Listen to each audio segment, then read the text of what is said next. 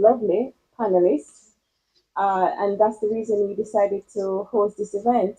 Hospital is your preferred 24-hour medical facility. Dr. Greaves will tell you why. We are open 7 days per week, 24 hours. You can come here for all your medical needs, and you can also come to Hospital for your outpatient services. So we offer gynecology services, pediatrician, cardiology, neurology, all the major specialties we offer here. And you can go to our website or to our social media platform, and you can see a listing of all the services that we offer here in Hospital. Thank you. Now to Dr. Greaves. Um, if you'd like to tell us a little bit about yourself, first and foremost, and the importance of heart health.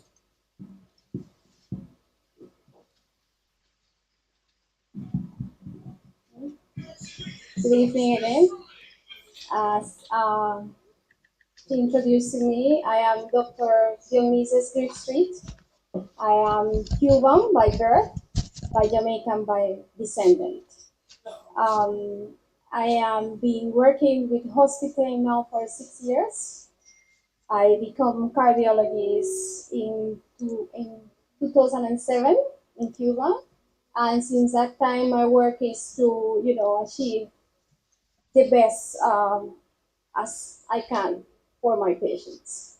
It is a special to be here in Jamaica, helping my people, and especially because I realize that as a female, and I feel I am proud of myself. Being a cardiologist, I guess this afternoon or yesterday evening, I was already there and I saw a gentleman. He is Jamaican, but he lived abroad for many years. He said that he left here around 20 years ago. And I went inside the room and I introduced myself and I say, my name is Dr. Greaves, I am the cardiologist. And he said, no. He said, I am proud of you. Even before me say something about the health for the patient, that made me feel happy, right? It made me feel more because it gives me the possibility to help, knowing that cardiovascular disease is the first cause of death, right, globally, especially in females. It represents, for every 3 deaths in females, one is due to cardiovascular disease. We are not talking only about heart attacks or angina, we are talking about high blood pressure, we are talking about sedentary lifestyle, we are talking about obesity, we are talking about diabetes and high cholesterol. Unfortunately, we as a female, as we pointed also before, we have the custom to help others, to be there for our family, to do the best for them, and we totally forgot about ourselves sometimes. And also, talking about cardiovascular disease, we have seen a lot of difference between, in terms of symptoms. For females, it's not the typical chest pain that you may have. And sometimes you even can mimic the chest pain saying, oh, what I have is probably gas or stomach discomfort. I will leave it for tomorrow. Tomorrow will be a better day. And but some other times you may experience shortness of breath or palpitation or even a headache or a neck pain and still being a heart attack or still being a cardiovascular condition. So my advice is to take time. It do not matter the age. We say, well, when we reach 50, I will give for my birthday, a gift. Let me go and check, and because now I'm 50, let me tell you, there are a lot of young females that we are seeing nowadays, even teenagers, having high blood pressure issues, having high cholesterol issues, having a sedentary life, especially after COVID, where everybody goes to a standard, to an standard life where you are not being able to practice exercise activity too much, or you are not being able even to eat as healthy as you can. So please don't take it as a granted. Don't believe that we are young, pretty, we have a good lifestyle, and at the end of the day, it probably will be too late, right? Okay, thank you.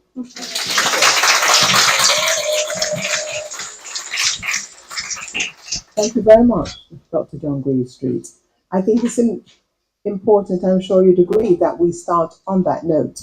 And I love the fact, John, that you said that at the outset that you are proud of yourself, as you should be, because oftentimes as women, we're proud of everybody else.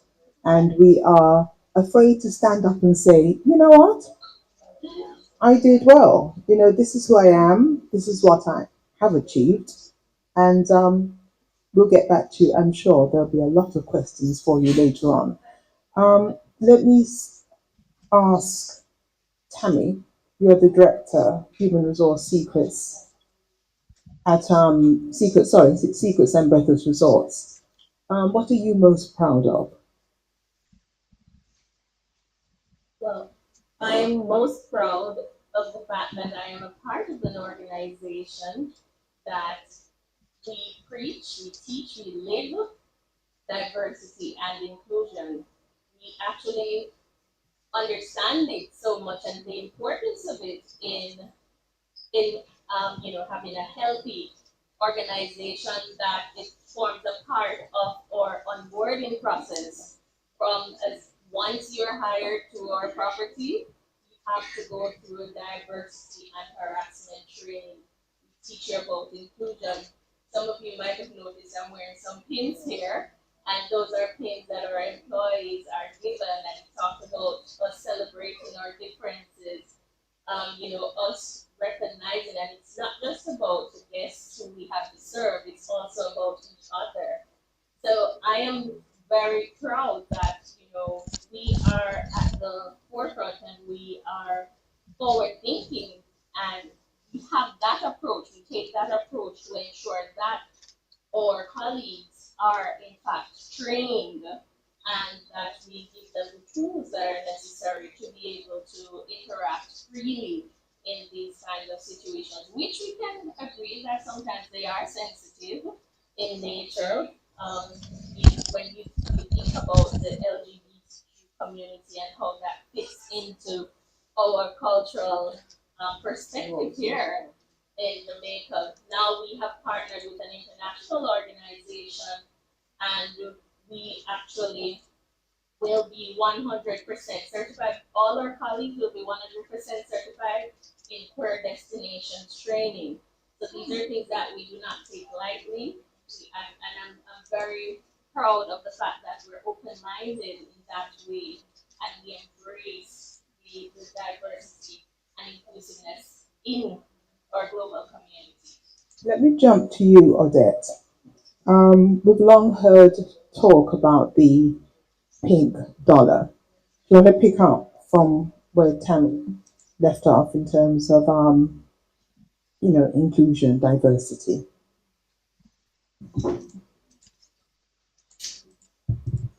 Yes, yes, yes. In terms of inclusion and diversity, it is very important because when you think about inclusion, you cannot discriminate against female women in the workplace. Kofi Annan said it right. He said we cannot realize, it's impossible to realize our goals while we discriminate against half the human race. Because studies have shown that the greatest tool or the most effective tool for development is empowerment of women. And so we have to include women because you need that voice, that other perspective, that other opinion is very important. It cannot be a male dominated environment only. So we're here today and we're speaking in terms of women. I won't go to the LGBTQUAI realm. I will stick solely with women because today is our day. And so Empowerment of women is essential. We are the backbone of society. It is said that women hold up half the sky. And so we are the nurturers, the caregivers. And it is important that we are included and we have equality. A very significant thing is income parity for women also. Very, very, very critical. Because at the end of the day, especially in the Jamaican context, is that there are so many single mothers in our society. I would imagine it's about 80%, 75 to 80% of women in Jamaica who are raising families. And so we are educating our children or grandchildren who are the future. And so they need that financial backing, that financial strength to be able to do all of these things. So inclusion and equity are very, very important as it relates to women. Tamar, can I ask you about inclusion and diversity? You're the sole educator. When I say that, we're all educators, but you actually are in charge of a school population. So, what's your approach? I mean, when you heard about, um, the theme this year for International Women's Day, and notice you're the only one wearing lilac, purple. But I will let you know that pink and what's the other color, Cecile? There's another color that gives you purple, so it's all good. Pink and blue. So pink is pink girls, blue boys. Get it? Pink and blue together. Purple, yeah. Because International Women's Day, ladies, we've got to bring the men along. So it's not a hen party. We've got to bring them. We've got to bring them to the table. If we don't bring them to the table, all is in fact lost. I mean, we can pretend that we need them. Tomorrow, inclusion and diversity in education. What's your approach? What has been your approach? Because you play such an important part in the equation. I think it's in education it's the most important conversation, and I'll tell you why. In our country, majority of our children who may have extraordinary needs, and I didn't say special needs deliberately, Yes. they are not from backgrounds that create the opportunities for them to get access to STEAM. Ah. And so one of the things that we absolutely have to do is to be champion for those kids. And for our kids who may not need extraordinary circumstances, because all of our children are going to grow up together and they're going to live against each other, they're going to grow up, they're going to marry each other, they're going to become neighbors. So we have to, as early as the classroom, create safe spaces where they can interact, learn, to share, to love, to like, to argue, to go together. It becomes a part of our culture. At school, since 2019, we've created deliberate shifts or who are highly skilled or talented.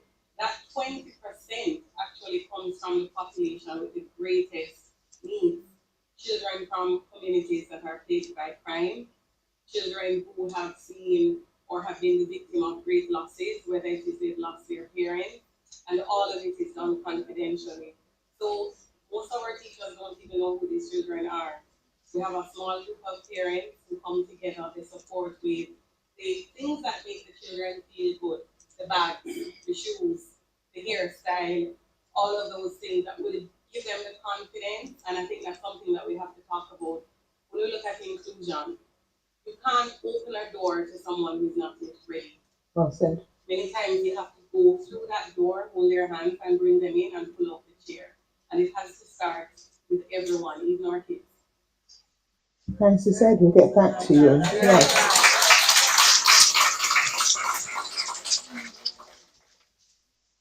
Cecile, what's your take on inclusion and diversity? You've worked in the hotel industry, the travel industry.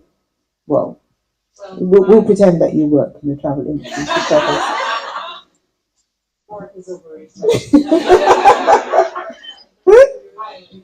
Well, my take is first of all, what we need to understand is support and inclusion is an action word. Yeah.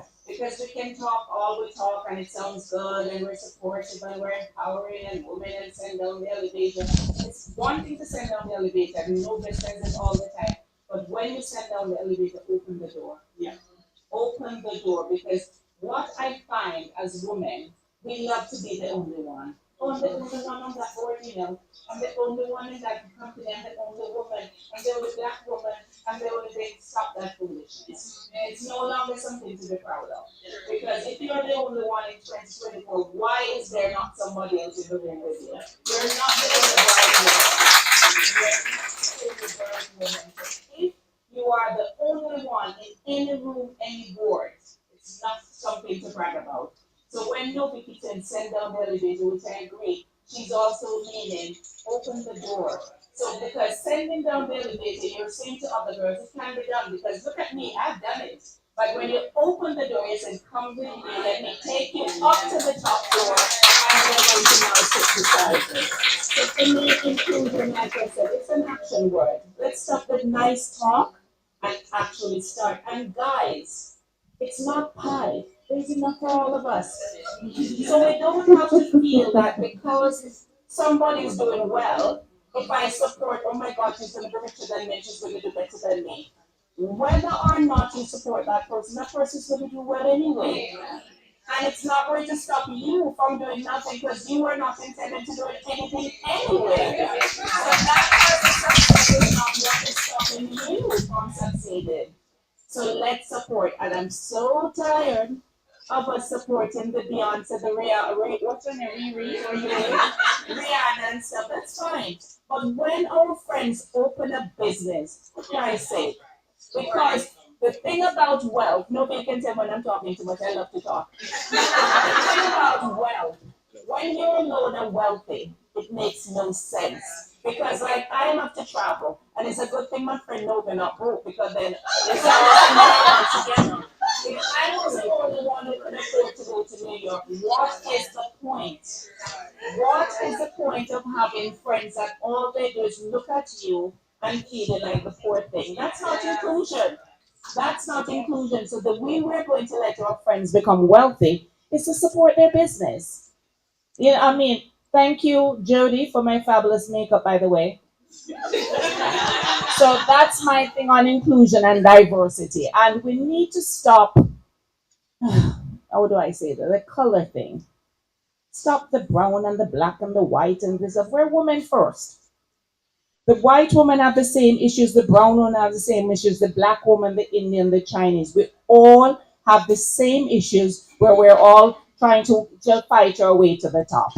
Because for some reason, somebody told a man that, oh, this poor woman, they can't do anything, even though all the men, and I'm sure you're familiar, husbands, brothers, boyfriends, sons, when they have any major decision to make, guess who they ask? Guess who they ask? The wife, the girlfriend, the mother. Yet, oh, the poor woman can't do anything. They're not capable. They're not capable of running five Forbes companies. We're not capable of it. But every time the capable men are making a big decision, guess who they ask?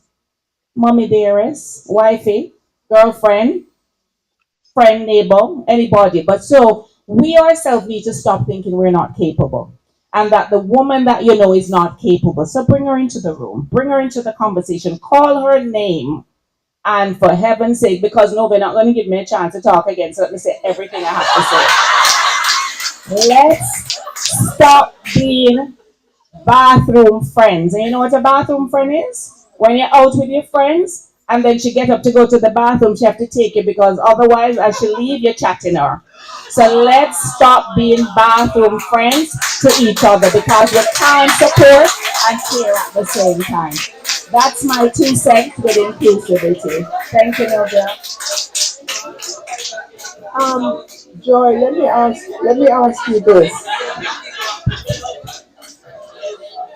Let me ask you this, Joy, because you have been in corporate, um, and you've been in a company that has been in Jamaica for over 2 decades. I've not seen a female executive CEO, right? So when we say And I want you to talk about this, and then I'm going to ask Janice Allen to, to add her two bit to it as well. When we say, and this is something that I've always said, you send the elevator down, okay, you open the door, as Tamara and Cecilia have said, but how do we function in a society where we still do not see women at the top? Okay, well, And we're not calling any names because there are several companies no, that we and call we their did names. have, we did thank you for that. We did have a female CEO that was very short-lived. And we won't discuss that because I don't want to put you on the spot. Yeah, so I have been blessed, should I say, in inverted commas, to have been in corporate for many, many years. And it will date me, so I will not say how many. But I also have been blessed with working in male dominant spaces. So I started in the airline industry. I went into the beverage, beers and soft drink business at Red Stripe. Dennis and Geddes, some of you might be too young to know that. But I also went into telecoms, cable and wireless, and then transition into digital. So technology, beers and soft drinks, life insurance, male dominant spaces, and it has been a very interesting journey. In all of those male dominant spaces, it has been very difficult as women to rise to the top. And but there are ways to do it. There are ways to do it because I'm proud to say I started as a regular agent selling life insurance in most of the organizations. And I think we as women need to take responsibility for our growth. We must pivot and remain relevant. A lot of females are very shy to ask the questions, very shy to stand up to the men in the boardroom. And it's a difficult thing to do because I've had to do it myself and it's not easy, but it can be done. And many of us have done it. And I believe that the ceiling is broken. We do have a female CEO for Digital Foundation, and we do have a female chair of our board for the Digital Foundation. We do have many females. Miriam Robinson from First Global Bank is now one of the females on our group regional board, and we have 40% of our executive across the 25 markets in which we operate. 40% are women, and on the management team that I sit, we are 75% female. So the ceiling, the glass ceiling is broken. The glass ceiling is broken. I am Director of Corporate and Government Relations. I have 11 persons who are managers reporting into me, and my team have 79% female. So things are happening. Things are definitely happening in the corporate space. I recognize, though, that as my esteemed panelists have already said, we have to, as women, sometimes go the extra mile. We don't take anything for granted. We have to ask the questions. We have to be more prepared than the men. I find that men will apply for a job that they're not even qualified for and go and stand boldly and defend their position. And I remember when I was applying for a position at Cable Wireless years ago, and I was told that it's a man's job, and I would not get the position. And I applied, and I did just as nicely as I could as a female because I know the odds were going to be against me. And the important thing is that we need to know that you're going against the tide. Know that as a female, you're going to have to be more qualified. You're going to have to do extra on your presentations. You're going to have to surround yourself with people who are batting for you. You are going to have to be in tune with what is happening around you to make that mark. And I think that a lot of females don't ask the questions. You want to raise a man will walk in and say, listen, I'm more X, Y, or Z. So I worked for Digital for 13 and a half years, and yes, I'm going to date myself. Well, fabulous, that's it. So I worked for Digital for 13 and a half years, and I left and started my own business. And then I decided, oh my God, for my son, I love corporate. As difficult as it was for a woman, it was just too easy out there. I was scratching my hair, I was just working late hours, early mornings, and that wasn't there. It was just easy. Came knocking at my door. So Adam invited me to be on his team at ATL, another male dominant space. And I'm accustomed to being a very attractive female, to have men looking at me and smiling, and don't try it because when you go into a workspace and you're competing against them for the same position or for a promotion or for A raise of pay, they look at you with disdain. You become persona number one. But you have to be strong. You have to be confident. And I never leave home without my most precious accessory daily, confidence. So my word to all of the ladies in the room is to never leave home without confidence, because if you don't have that confidence that the men have out there, with whether you're qualified or not, you're already defeating yourself. So you have to go into the workspace knowing that as a female, some days my mother used to tell me it's like mathematics. You might have to multiply today, dealing with men that is. You might have to multiply today, tomorrow you might have to do some addition, and sometimes you have to minus in order to make the mark. It's a difficult thing. It is doable. Women are doing it. The ceiling is broken. We are 75% strong in our management team, and we're 40% strong as females in our group across 25 markets. And we do have women at the top of some of the businesses we operate, the foundation and the board of the foundation. And soon there will be more announcements in that respect. Okay, Jan, so now that we've gotten the PR approach to getting to the top, let me ask you this. Men are socialized, obviously, to be leaders, to be the provider for the most part. And for the most part, women are not. Even today, Cecile made mention of Fortune 500 companies. Yes, it's a different approach now. We still have not, we might say that we've cracked the glass ceiling because we can always talk about how many women are in managerial positions. But let's now talk money. A woman is in charge of the foundation, she ain't in charge of the money. So let's talk about money. How can a woman speak the conversation about money? Because you are in a realistic world, even if you are a top cardiologist, they'd rather look at a male. They'd pay a male more than they'd pay a female, right? So how do you talk that language? You've been in corporate, you're in tourism, you've been in corporate, you're now in, is it fair to say, in politics, right? And we'll get to that as well, because we need more women in politics, sensible women. We, how do we teach our children to speak the language of money? Well, You'd agree with me that that's important, right? Thank you. Because I'm sorry, I'm not interested in the, I want you to go away understanding that, when you go into a room, first and foremost, as a woman, if you're the only one, and as Cecile said, I mean, if you're the only one in the boardroom, wonderful.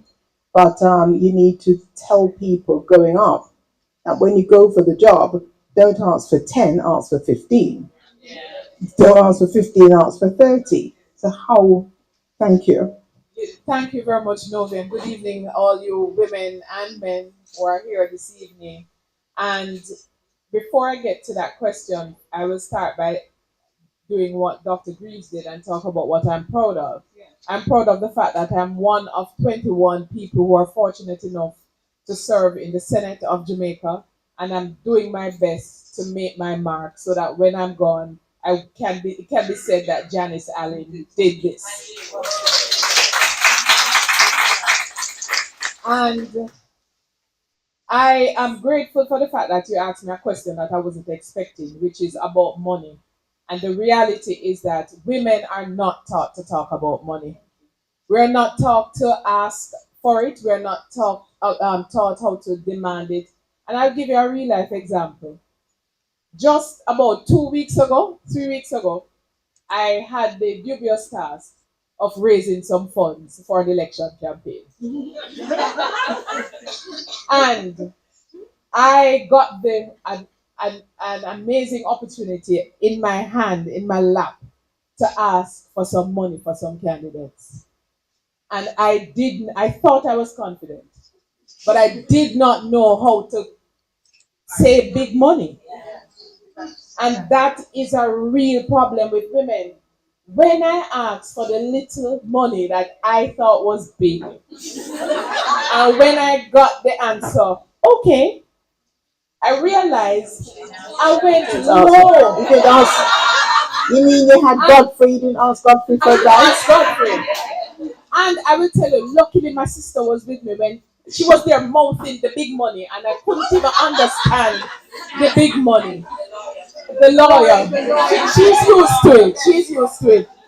And I recognized that I lost an opportunity for big money, but I decided I'm going to go back and try because I'm not going to kill myself later to say, God, I really should have, whatever. And I dialed back the number and I said, I was a bit conservative just now. And I have to let you know what my real need is. No, that was the scariest thing to do and say. But I didn't get what ultimately would have been an ideal number, but I came closer and I got better than what was the first thing. And we have to.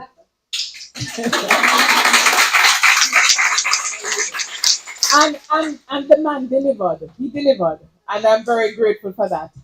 But it's real. It is good. Yes, we get the jobs and we get some of them that we might not have expected, but we don't know, like you say, how to ask for a raise.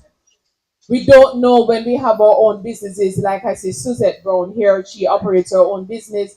Many of us don't know how to state our price for our services. I owned a business myself in the service industry and was a consultant. And the hardest thing for me to do was to do an invoice. It was the hardest thing because I was never taught how to confidently bargain and ask for what I want and submit that invoice and know that I'm going to be paid. So I end up, like a lot of small businesses, bankrupt because I deliver great service, because we're good at delivering great service, but bad at collecting money, bad at stating our price. And that is a real thing that as women, we better start teaching each other because the men not going to teach us. And I would disagree with you there. Here's the thing: have we asked them? well, okay, that's true. We might not have asked them, but I believe that and I will add that to the political side, and I know you're going to come to the politics. We have to see who has done it, and Exactly. we have to. Those of us who have gone through whatever and have experienced and have been knocked down and beaten and we learn the amazing lessons, we have a responsibility now to say, okay, I'm going to take these two or this one, even if it's one, and to help them to understand and appreciate what can be done and how it should be done. Because right now, I can bet you in this room, a lot of us women, we are afraid to even go into the bank. We are afraid to talk investment. We get frightened by anything finance. We get anxious, sweaty palms. I know I do. So and I'm not afraid to say it. When the bills come and the whole managing of cash flow and all of that. But we have to learn it because the fact is women head up most households as single women. Women are now leading teams and are negotiating and are managing, and women are just doing life. And we just need to have the tools to do life better and more efficiently. So, what's the one tool that you wish to share to impart with our audience, and then we'll ask every single person the The same one question? tool. Yes. Well, I just recently completed a fellowship with an organization called Vital Voices. And Vital Voices was started with Hillary Clinton and some other women in politics in the world who provide the avenue for women to be trained and developed, particular in different areas, but I got the political one. One of the things that I learned was negotiation, or I'm learning to better negotiate because women we're not so good on negotiating. Men can look you in the eye and get what they want. No, there's some of us who are good at it. I think my sister is good at negotiating. I'm learning. And what we have to learn is that when we go into our room to negotiate, she always says this to me. You're going to go in there knowing that you're going to come out having lost a little bit. So you two parties negotiating, Given. Each of you will look a good negotiator. Good result is when both of you have lost a little bit. Correct. So going in there knowing that you're gonna lose a little bit. So you have to know where to start. And you also have to have the confidence based on the information. You have to know your opponent more than your opponent knows himself or herself. Okay. Okay. That is what I would say. What's your? I think a basic course in finance for all female, learning and understanding the fundamentals of finance, managing your own money. If you're salaried and you get to pay somebody who's dealing with money there, but when you get it, you need to know how to spend and how to invest. And if it's your business, you will also need to understand financing and how to manage those. So a basic course in finance, I think, would be Basic. Okay. Joy. For me, I think one of the things I see women in corporate not being able to do is to be open to coaching. So take feedback and be willing to take feedback constructively and make the changes necessary. Also, so in addition to being coachable, make sure that you're coaching someone. As the other ladies have said, the elevator. Go down and bring somebody up with you. Not just send the elevator down, but make sure a lot of us are busy in corporate and we have our bathroom friends and we have our all sorts of friends. But we're not, get so busy that we don't give back enough. We don't spend enough time helping the other young persons in our businesses or in our communities to get to where we are. So I believe if we can coach others and be coachable ourselves and be open to change and positive feedback and implement the advice that we get when we get feedback, being coachable and coaching someone is what I would want to leave with you as a nugget. What I would like to leave is that there's a fantastic book called We Don't Get What We Deserve, We Get What We Negotiate. So that is it. You're not going to get what you deserve, what you negotiate. And Joy said it, or somebody said it earlier, in that when we go in to talk about money, we are afraid of speaking for what we think we deserve. But on top of it, we will work in an organization for 5, 6, 7, 8 years, and a promotion comes up, a space is available. And we don't go and say, okay, you know what? What do I need to do to qualify? We sit there and go, I can't believe the manager never picked me. She never knows that I want the job. No, we're not mind readers. If you want, and I see it all the time because I've owned 10 businesses and I have staff. And when you overlook them and give it to somebody else or bring in somebody, I can't believe she did that to me. But I'm not a mind reader. If you want a position that you know is going to become available, you go to your manager early on and said, okay, I know at some point you're going to need X. I know I might not be qualified yet, but what do I need to do to get qualified for the position? We're not just going to give you because you're there. Another thing, guys, we need to hold ourselves accountable. How you enter a room. Ladies, how you're entering rooms. You're showing up at work in some outfits that are just not appropriate for work. So we need to hold ourselves accountable. We're not going to work for husbands. We go to church for husbands. We're not going to work to look husbands. We're going to work to do a task. And believe it or not, you're taken seriously based on your dress. And we're not the sexy outfit and the clingy this and the clingy that and stuff. Guys, that's not a work attire. It's leave it for the weekend when you're going partying. Dress to work with dignity. If you want to be treated with respect, dress accordingly. And another thing, I know people love to. You can leave that one for the second round. Okay. One thing. Cut me off. One thing. You did hear me ask for one thing, right?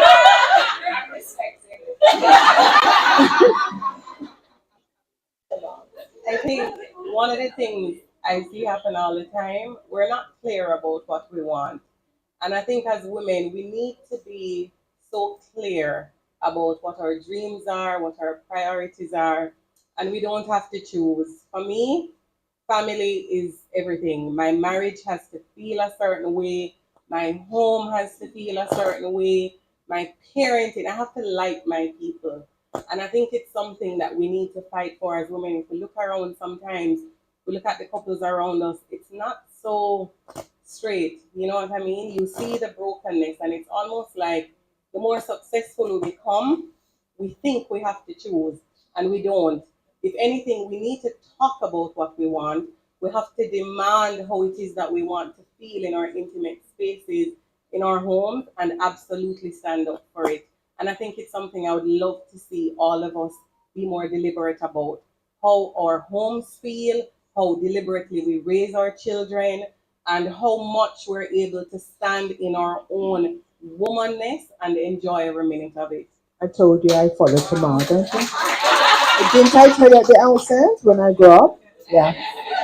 And by the way, on a Friday, they go out together and pick up weekend stuff. Oh my God. Tammy, what's the one thing? The one thing I would like Yes, so to, yes, I stalked them. the one thing is that, know your worth. There's absolutely nothing wrong with knowing your worth. And that has to also do with when you walk into an interview and you know what the job entails.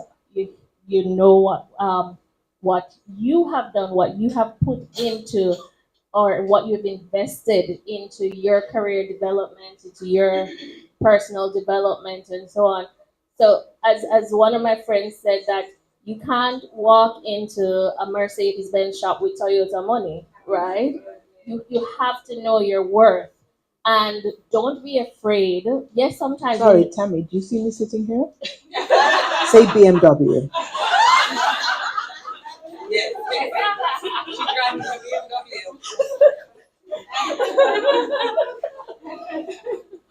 right, the BMW.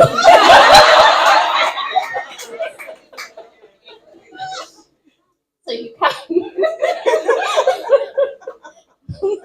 because I drive a BMW. Yes. So the fact is, though, I have seen it happen over and over when I conduct interviews where you do have the ladies, shooting their shot, but they're shooting so low. And sometimes when I look at it, I'm like, and this person, they have all the qualifications and everything to get a higher paying job.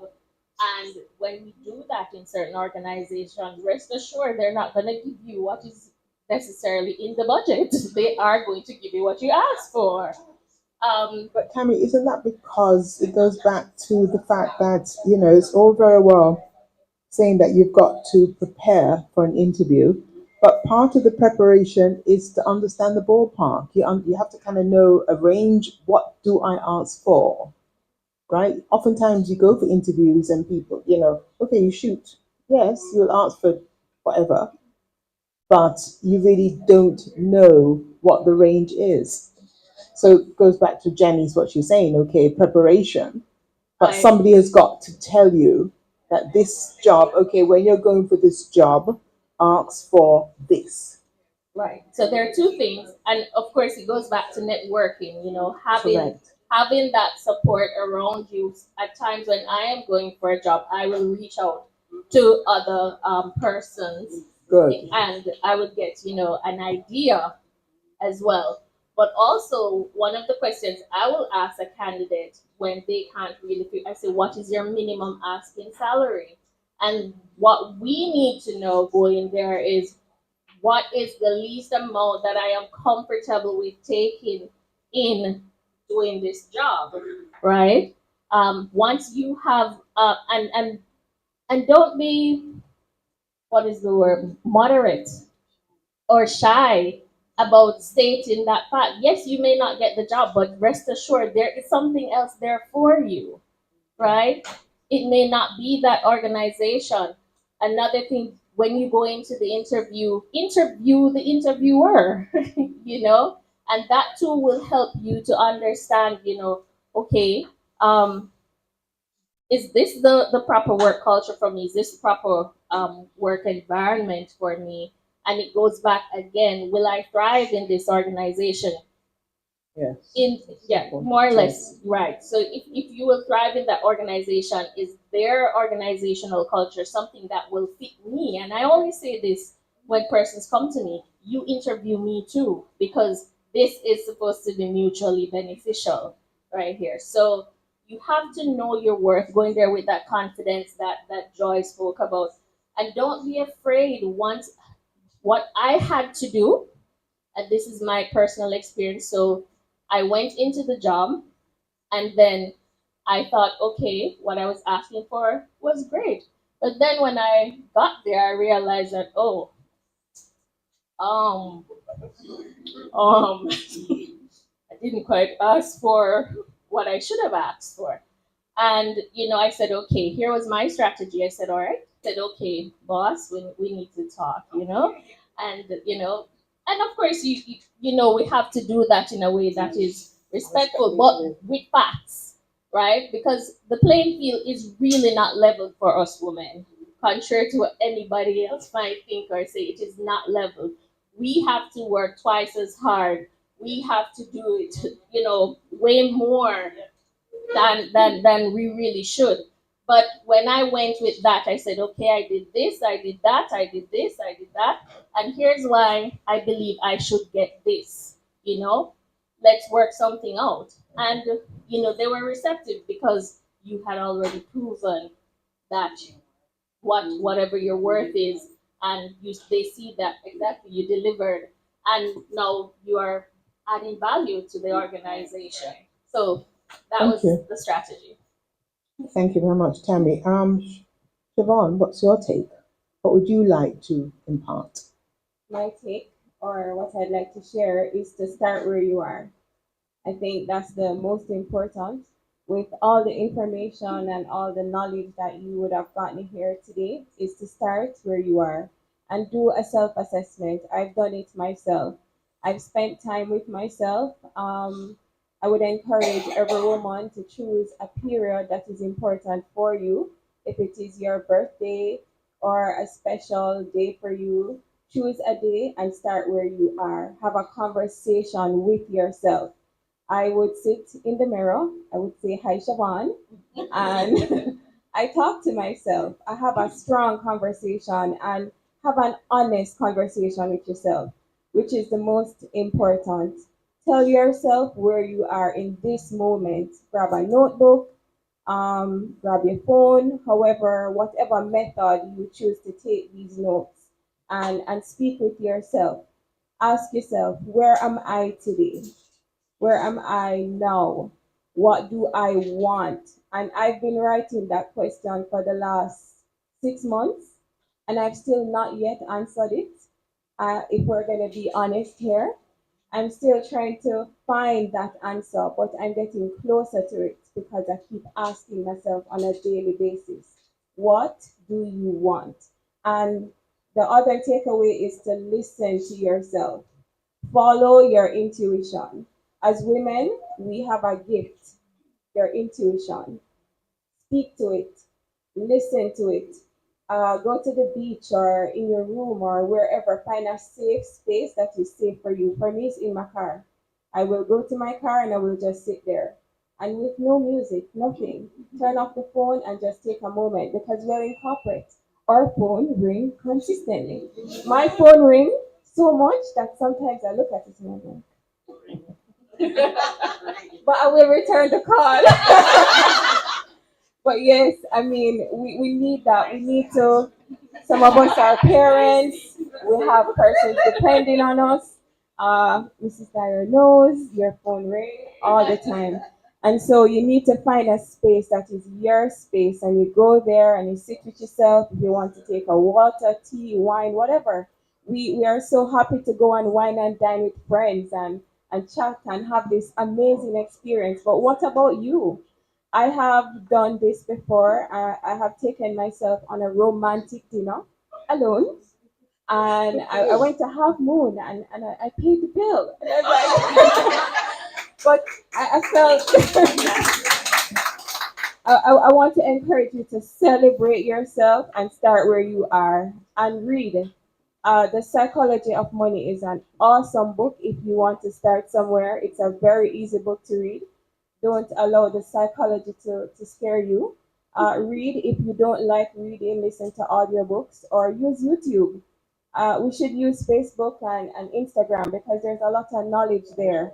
Although we go there to see what's happening with the Rihanna and the Beyonce and whoever, there's also a wealth of information on social media. So while we're here and we're hearing from each other and we're learning from each other, when you go home, if you pick up something, just go to YouTube and type money.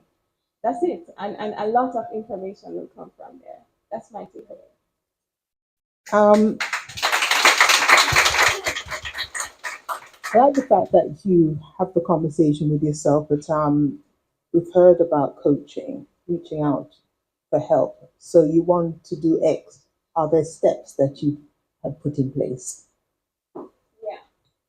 So first, as I honestly said, I'm still figuring it out. However, I believe that you should try to find like minds, and as our intuition will tell us the people that speak to us.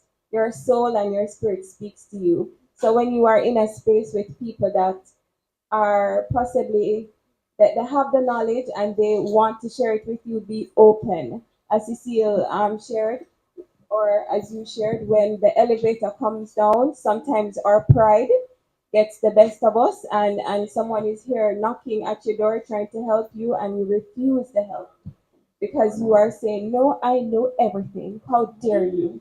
I don't want to know. Or you're too shy or too afraid to say, I need your help. Let me hear what you have to say.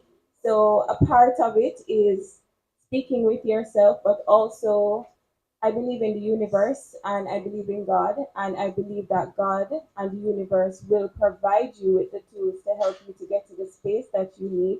And so your words are very powerful. So when you ask the question, be assured that you will get the answer. Just be open to receiving that answer. And through that network, you will learn the steps of how to get there. Um, Janice, let me ask you this. Can a woman really have it all?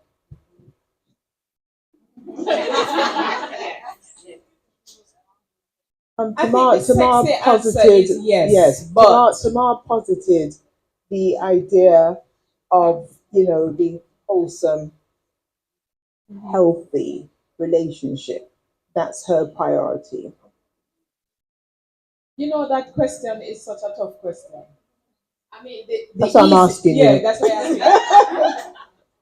The easy answer and the answer that everybody will say is yes. And I would say no. And I think you have different things at different times. Yes. Well, at least for me. And because of we've been hearing that you can't have it all, we have put ourselves under so much pressure and stress, leading to the high blood pressure, cholesterol, and all of these things, and heart problems. The reality is that life is tough generally, but for women, it's tougher. And we are judged by everybody, especially by other women. I will tell you, one of my biggest problems as a politician is that I have to be careful how I look all the time. You can't look too glamorous. You can't look too this. You have to be doing the right amount of political work. You're not doing enough political. You have to do social work. And the balancing of that is not easy. You're not saying enough. You're not talking about the government not doing enough as an opposition. It is, we are expected to do everything and be good at everything and still on the weekend look fabulous and be able to I mean, really, it's hard. I don't think we can have it all. I would like to be proven wrong. I would love to be proven wrong. And I think our days are spent we spend so much of our days, our time trying to be what is expected of us. And we lose sight of what is right for us. Because we know what we want, but we're afraid to want it and we're afraid to go after it. I tell you, I would do political work 100% of the time. But it's hard to say that's what I want to do because one, it's not sexy. It's only 16% of the people elected in local government were women. It's hard for women. It's tough. It makes it impossible. It's hard for us to raise funds because we don't even know how to ask for money, as I told you before. And it's we are not fully equipped to do everything that we would like to do and still be fabulous and don't put on any weight and look good and have on the right clothes and manicure, pedicure, hair, makeup, everything. We can't even walk out of the door without makeup. We're expected to look good all the time. So the short answer is no. It took a long time to say it. Um, can we have it all, Odette? I would definitely agree with Janice. We may want to have it all, but it's next to impossible. The perfect marriage? A marriage is dependent on two persons to make that work. I'm sitting here today and I've told myself up until I was 35 years old that I would remain single for life. I would never ever get married because the fact of the matter is I may want the marriage, but the other person may not want it. What do I do about that? I can't control that person. And so I thought I would never ever get married because of that. And so I went back into the work world because I was sitting at home languishing. Sorry, are you not? They're not hearing you. I was sitting at home, twiddling my thumb, and I decided I can make a contribution to society. And I am young, I have youth on my hands, I have time, so I'm going to go back in the workspace. I am a kind of a workaholic, a little busybody. I cannot sit down. I can't. I must be dabbling and doing multiple things all at once. And so I went into the workspace, and I have now in this job that is a 24-hour. Sometimes I need 28 hours. Right, Janice? You know this very well. You're called in everywhere. I have a responsibility. I am responsible for tourism around Jamaica, forging and maintaining relationships, and just keeping my finger on the pulse of what happens that impact tourists and tourism in Jamaica. It's more than a full-time job. Balancing that with being a wife, a mother, and a grandmother, or a Bella, as my grandchildren call me, um, who I have taken responsibility for two of my grandchildren that I'm raising. It is, and all the other activities that I am involved in. I mean, COVID came and it was a disaster, complete disaster. How we made it through COVID and got to where we are, especially in tourism, let me tell you, I don't know how we did it, but we did it. And it's the work of having all hands on deck. Janice, you're part of that task force, and everybody working together on all fronts and from all sides to make it happen. And so after COVID, I decided that there were certain things that I'm just going to not do. I'm going to step back. One of those things, I'm going to stop watching TV. No news. Absolutely no news. I was too saturated with the bad news through COVID and post COVID and the US politics and everything. No news. I don't want to. So I went back to reading what I wanted to read. And prior to that, like I said, I'm a workaholic. I'll take a day off from work and the calls keep coming in rapidly. And I will call and say, listen, scrap that day off. I've been working. So can a woman have it all? No, we can't have it all. And that's what I'm saying. We have to choose and prioritize and strike some amount of balance and ensure that we take time out for ourselves. Okay. Make the time for ourselves. Thank you, Joy. Okay, I'm going to say that I don't know if we know what we want and what is all. All is relative because at one point I thought I had it all. Yes, I had done my time in corporate. I'd sent my son through school. I had some money and some time on my hands, and I thought, okay, I'm going to retire at 55. And I did. I did. I did some stuff to make sure I would not die of hunger. Right. So We have at Digicel this thing where you can apply for voluntary separation. And if anybody knows about voluntary separation at Digicel, it's the thing to do. So I applied for voluntary separation for 3 years. And it's every 2 years that you can apply. So I applied and I was denied. You have to be granted, by the way. So I applied again and I was denied. And my boss says to me, listen, you're not going anywhere until I'm ready to go. So when he told me that he was going to go, I applied again and he approved it. And I said, okay, I am going to get X amount of money. My son had at that time finished law school and announced that he didn't want to work in his father's practice anymore. So after 7 months, he was going to Birmingham to do his master's in medical management. And I thought, okay, medical management. Um, but it gave me added reason to convince my husband that I need to retire because when I get this money from Digicel, the pay up, voluntary separation gives you a nice sum of money, not just a separation money, right? So they pay you to leave, pay you handsomely to leave the company. So I applied for voluntary separation and I was going to send my son with some of the money to Birmingham to do his master's. I bought an apartment in Kingston. I went down to ATL and bought my BMW X5. And I'm setting up myself because I had it all. Okay?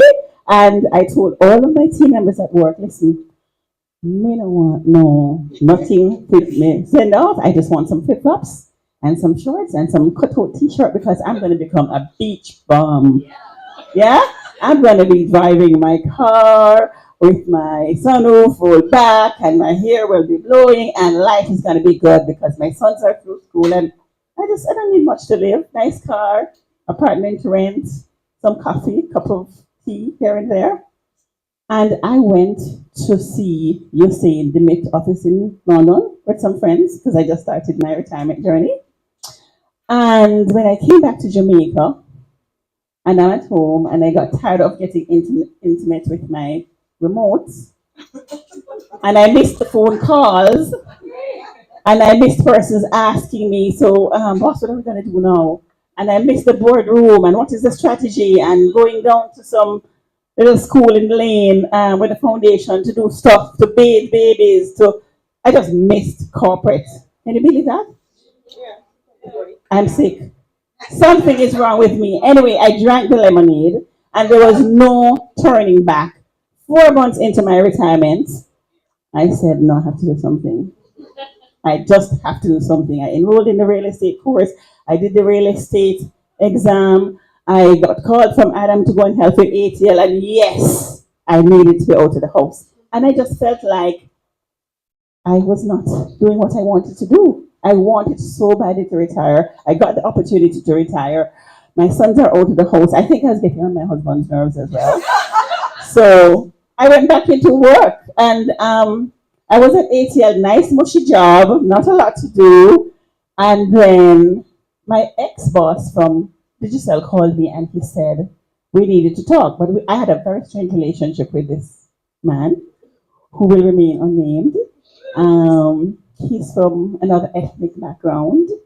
He is from a faraway land. And he doesn't necessarily like strong, confident women. And so we had a few choice words before I left that organization. Anyway, I left and I was at my nice good up job that Adam invited me to come to ATL and I'm taking the sales team from ground zero. We started to make our targets and everything is good. And he called me for a conversation or a lunch. He was coming to Montego Bay to see me. And I said, are you smoking weed? This is Joy Clark, This is Joy Clark's number you've called. Anyway, long story short, we went to lunch and he invited me back. So I called my husband after lunch and I said, can you imagine this person? And he says, no, you're lying. Not true. And he said, are you going to even think about that? You're not going to think about that, right? Anyways, the rest is history. I went back. I'm there. I negotiated. I learned to negotiate because you're coming to me on my terms now. I told him, I don't think I'm going to do this. Girls, we have to negotiate. So I was really playing hard to get. So I told him, I don't think, after all of those 13 and a half years. Remember the conversations we had? Remember the expletives? Remember who I had to remind you, my Christian ears? And we had a long time negotiating. So on his third visit to Montego Bay, I said, let me think about it. I really need some time to think about it. And I was able to negotiate my position, my pay. The position is corporate and government relations. Those of you who know Jamaica and the corporate world, corporate is head office in Kingston and government is all in Kingston. I was able to negotiate. My husband always says, I'm not going to follow you all over the world to sell phones. So that was a no-brainer. I have to be based in Montego Bay. Remember, I told you I had retired, right? So my husband had gotten accustomed to breakfast and lunch and dinner. And he was a proper wife. I serve breakfast, lunch, and dinner however he wants it, at the time he wants it, hot or cold. Looking nice too, not in an old square frock, like SpongeBob, looking sexy, and yeah, and keeping the groove on. But I was able to negotiate. I told them what I wanted, the position I wanted, the pay I wanted. And that's the beauty of being confident, knowing your worth, and when you are negotiate on your terms. I was telling Janice and Odette earlier that when I negotiated, I said, I'm not moving to Kingston, so scratch that. And they said, okay, we'll give you a driver, we'll give you a company car. No, I don't want a driver. I'll take your car because I'm not going to put miles on my BMW. So we negotiated. I got a car. I'm supposed to be in Kingston, but for every 3 days for 10, I'm supposed to be in Kingston. Every 3 days I go into Kingston for 10. No, you think I'm going to leave my husband for 10 days on a stretch? No, I don't think so. Not going to happen. Too much pretty young girls going to place. Anyways, so I negotiated, and after a while, I started going to Kingston every 10 days for free. So every 10 days, I go into Kingston for 3 days, and my boss says, I'm not seeing you as often. I said, remember we had that conversation? He forgot. He thought he did say every 3 days, every 10 days, I'm there for three. So the rest is history. I'm back. I'm enjoying it. I don't know how long it's going to be. Next month, I'm 60, and I'm also going to be 2 years into the position being back. I am still enjoying it. I think I have it all right now. I don't know how long that will last for, but for right now, I think I do have it all. I know you're all itching to ask questions, so don't forget to have those questions ready. So we'll encourage the panelists, members of the panel, to keep their responses to 1 minute so that we can. Because Joy just took 15 minutes to tell us that yes, she can have it all right now. Yes, Joy just took up all note, my time. Please note that Joy took all that time to tell us that at this particular juncture, she has it all. Can you hear me? Yes. Well, I am going to say the same. I think I have it all except the chateau in France. But, ladies, it's all your fault why we don't have it all. If we stop raising our daughters to be good wives, and be good wives instead of raising our sons to be better husbands so they could help us meet us halfway, then we wouldn't be having a lot of the issues that we have. All the problems we have start with you women. You raise your boys to be spoiled, rotten, daughters to clean up after their brothers. Your mother's son will come home at 2 a.m. Lord, mommy, I'm hungry. You get up and thaw a chicken. Your daughter say, mommy, I'm hungry. Go find something cook. So we are the reasons because we need to find men that meet us halfway. It's like when I had my children, I love to travel. I mean, where Joy won't leave her husband for 10 days, I leave mine for all 3 months because, if I have to watch him to keep him, I'm not interested. I don't have the time, the inclination. I want nobody I have to watch. So my thing is, we would have men that will meet us halfway so we could do more things with our lives and they could become responsible. When I used to leave my daughter, people used to say, you leaving your daughter and your children, their babies, and going away. I said, I left them with a parent. I said, I'm leaving them with a parent, not a stranger. So yes, ladies, we can have it all if we raise better, more responsible men and we allow them to take up some of the responsibility of being a parent, a husband, a partner. Okay, so yes, I do have it all because, yeah, I do.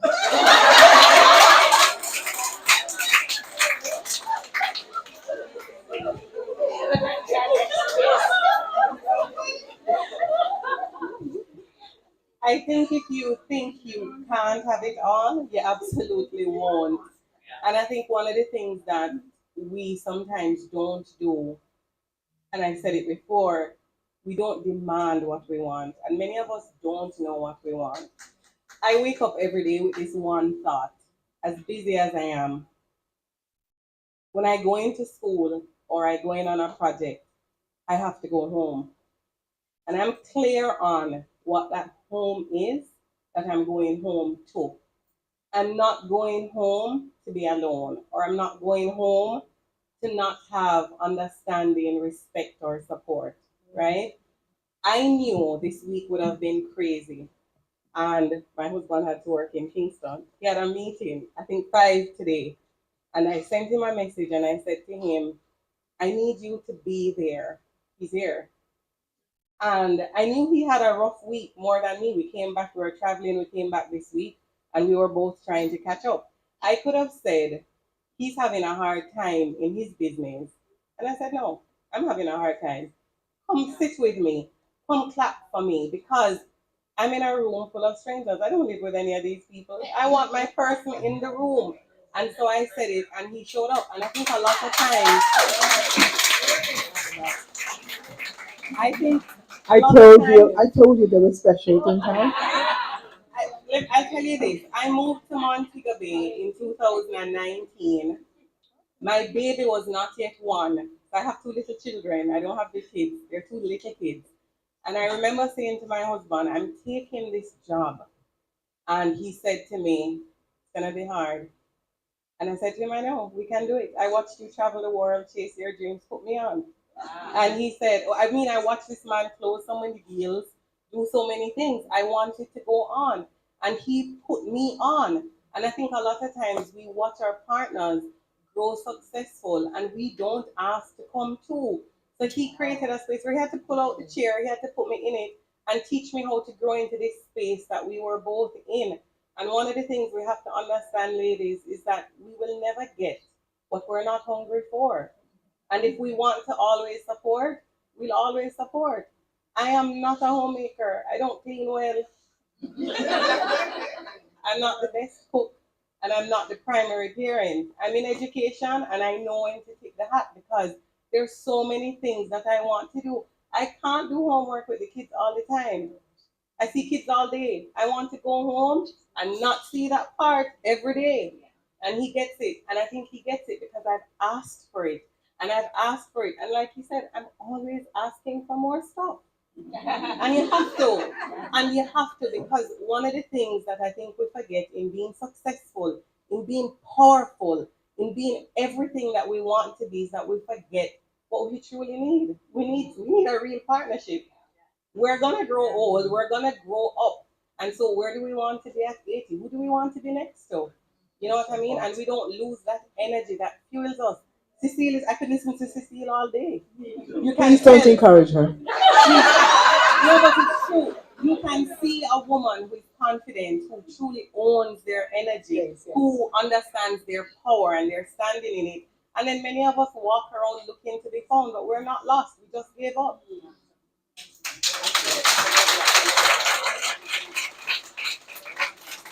And I'd just like to add to what Tamara just said that, a lot of times as women, we tend to want to dim our lights Yeah.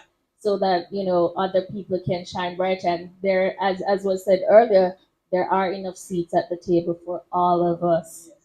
I'm going to put a little slant on the question, can a woman have it all? I do believe that that depends on the woman that you're asking. It's relative to that individual and what it is that truly motivates that person.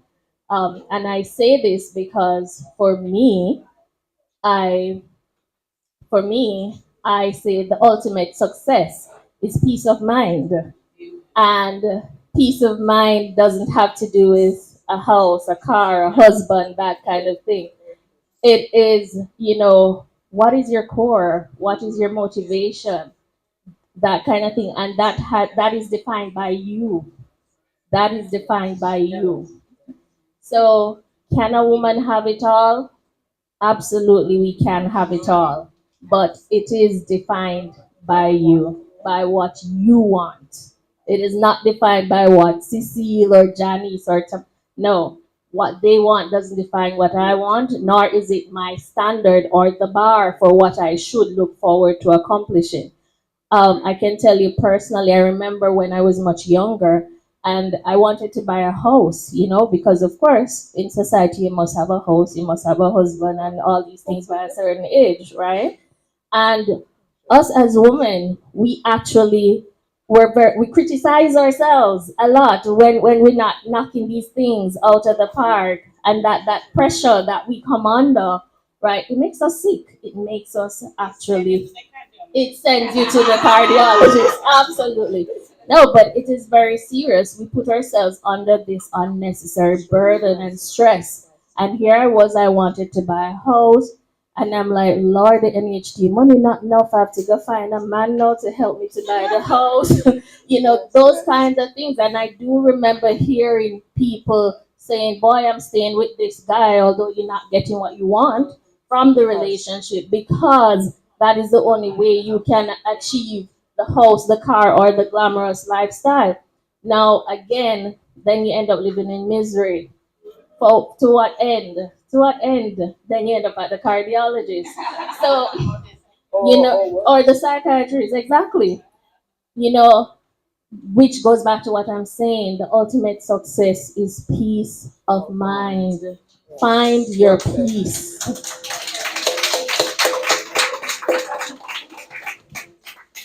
Well, can you have it all? I guess it depends on you, really. I agree with all the comments from the ladies. As the single person on the panel, no kids, no husband. Oh, sorry, we can speak because I, You two have in common, you look younger than the rest.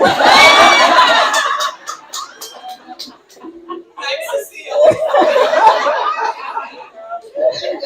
I think it's important to speak on that because, as you said, we put pressure on ourselves, but also society puts a lot of pressure on us. What should a woman be? And they define us having it all by these things. If you have a husband, if you have a job, if you have a car, if you have a child, and for me, I think those things are great. And if that is what you want and if that is your desire, then go for it with everything that you have.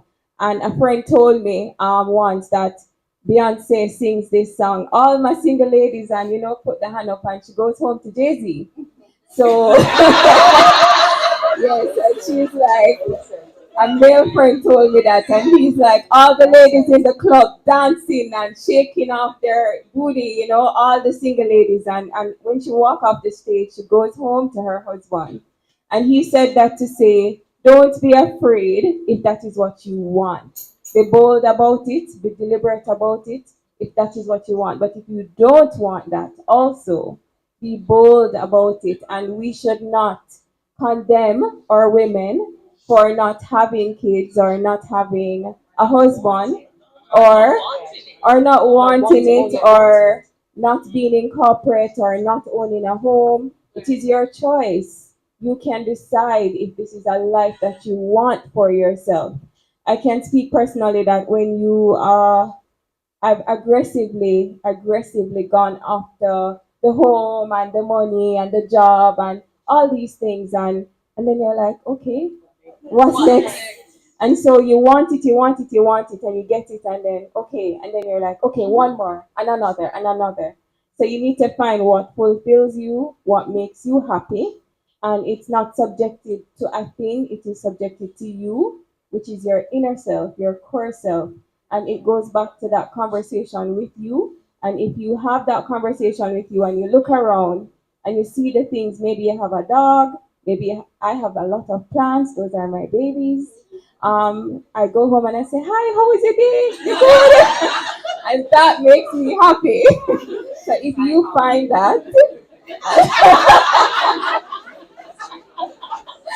and it makes you happy, then you can have it all. How many of you love plants? Exactly, exactly. Right. So we welcome the plant mom. So we've we've looked at the importance of understanding money, the language of money, um, coaching, the importance of being receptive to being coached, knowing your value, and asking for what you're worth, right? But of course, you have to be realistic because asking for what you're worth is relative to what the company can afford, right? So you have to qualify that statement as well. So it's not just a matter of, well, I'm going to stay home starving because I need X amount of money, right? Um, can we have it all? Some say yes, some say no. Some say at the end of the day, the greatest gift is peace of mind, right? Some of us can leave our husbands for 6 months. Some can't leave them for 3 days and go to Kingston, right?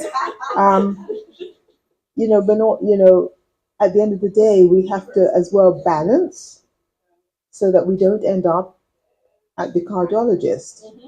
And when I say that, we should have, a relationship with the cardiologist so that we remain healthy, right? We need to have a shrink on speed dial as well so that we stay sane, right? It's good to have a therapist. We don't talk about shrinks, but my name is Novia, and I try my best to yes, right.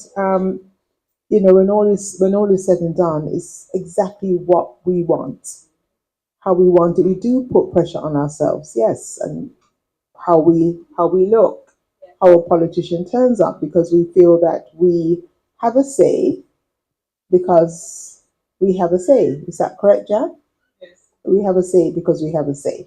And the fact is, we do want our politicians, we do want our leaders to turn up and look fabulous. You see, like how this lady walked from the back of the room to the front and looks absolutely fabulous, right? How we show up. Does it matter? At the end of the day, does it really matter? How many of you can honestly say that you didn't plan what you're going to wear today? See my little, see my criminal friend.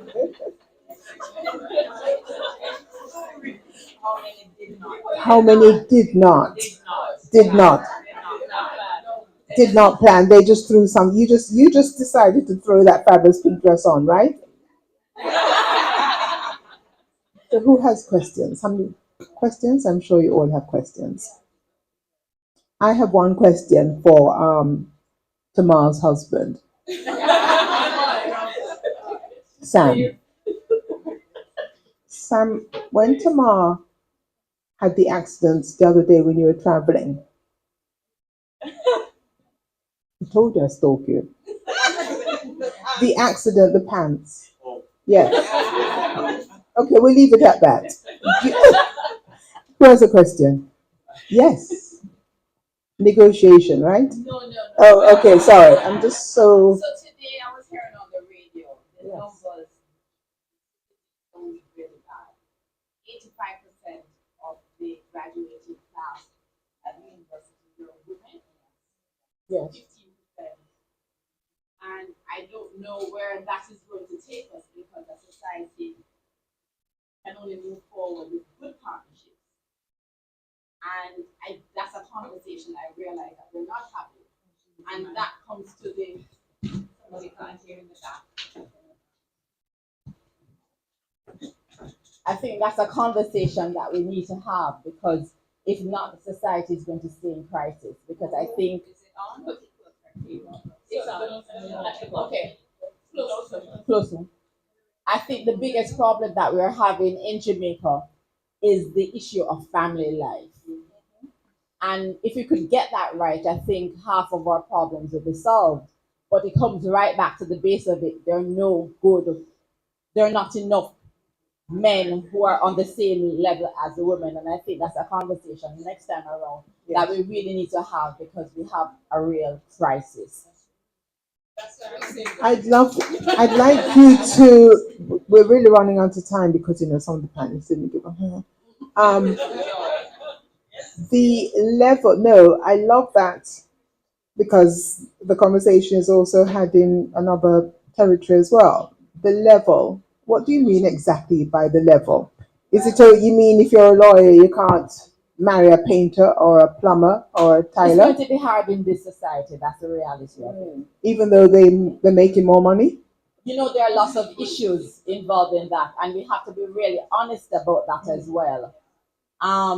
Funny enough, I've seen some strange things. So I've seen women in Jamaica marry a white man that is not at their level, but they would not marry the equivalent black man. So there are a number of issues that surround that question. So it's not it's not as simple as that. Okay, the visa.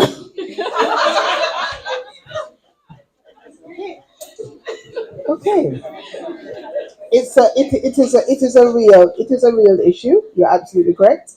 And that would be for the next session. One last question quickly. Oh, you had a question.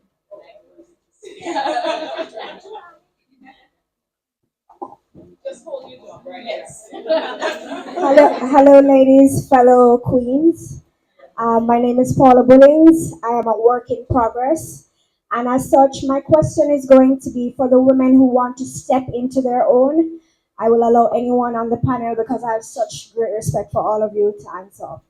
My word for this year is audacity. I'm working on having the audacity to do whatever pleases me and for me to step forward. Thank you. However, I find that if I'm honest with myself, sometimes I'm standing in my own way. I would like to ask you for pointers as it pertains to stepping aside and stepping forward.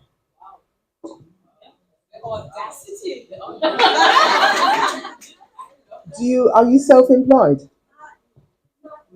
Not yet. Oh, I'm not closing the door on that. Not yet. No, because you said that you wanted to do anything you want to do. I'm not too sure if realistically one can ever do that.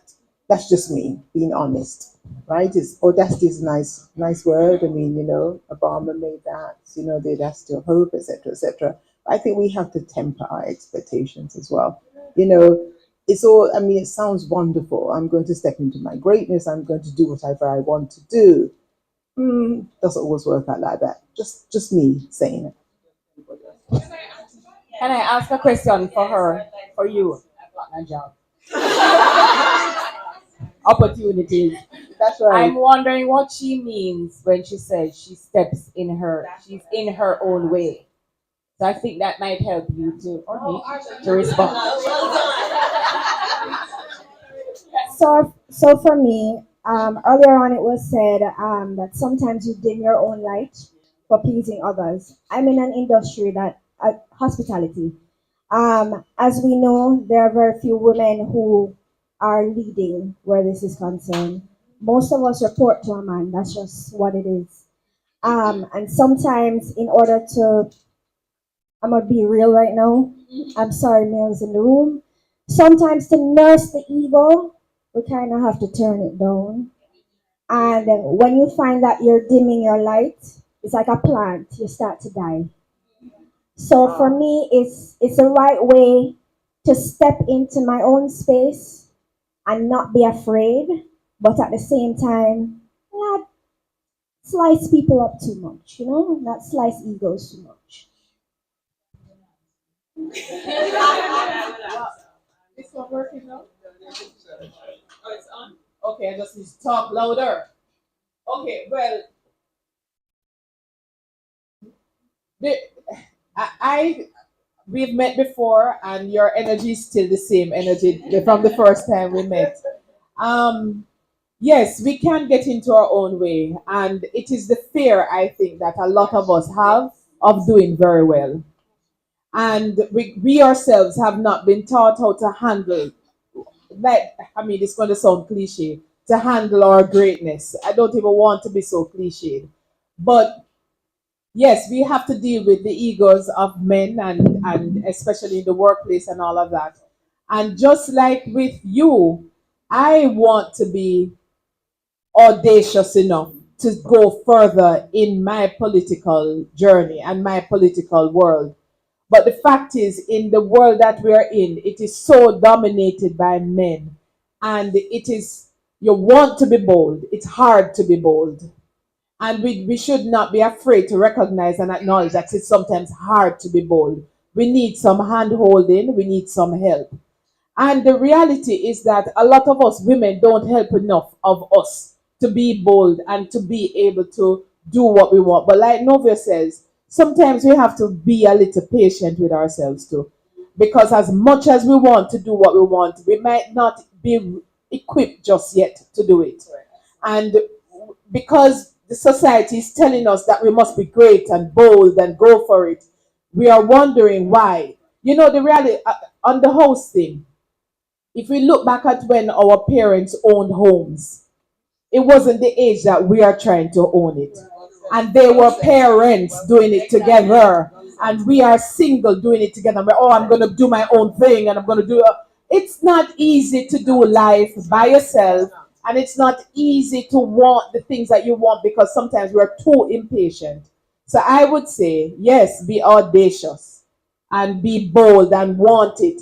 But we also have to pace ourselves because we will kill ourselves trying to get it. No, but may I just add something to Janet, just to follow up on that. I noticed you said that in this industry it's male dominated, and it is to an extent. And let me tell you what is happening because in my go around in the going around in the island in the past, you when you had males as general managers, you would know everybody would know who these males are, and they would be revered and respected. When you go around, you have the Sharnek Crichton general manager at Half Moon that nobody's talking about really or hearing about or seeing. You have Dawn Smith at Sandals Royal. You have Carol at Sandals over there. You have Winsome Hooper at Holiday Inn, and their Negril is dotted with quite a few. You do have a few of them, but the thing is, you're not hearing, and these are Jamaican women, but we are not celebrating them and we are not elevating them to the extent that the men used to be elevated and in the space that everybody knew about them. No, after that, I know, Jan. I'm agreeing with you, Jan. It's very few because I'm in the hotel industry. That's what I've done. My husband, 35 years, just retired. So very few. Not many women. They are assistant. They are in charge of PR, wedding, all the soft things. Lot. No, there's a lot, but not enough. Yes, they're in charge of soft things. But anyway, back to you. Let's focus on you. Question: when you said you stand in your way, in your own way, what is it that you want to do that you're not achieving, and what are you afraid of? Well, I'm expecting you today. Gosh, I feel like I'm in a therapy session right now. Forgive me Yes, if I start to bawl or something. Um, we'll hug you. for me, I'm now in a space where I'm starting to understand my worth, Mm-hmm.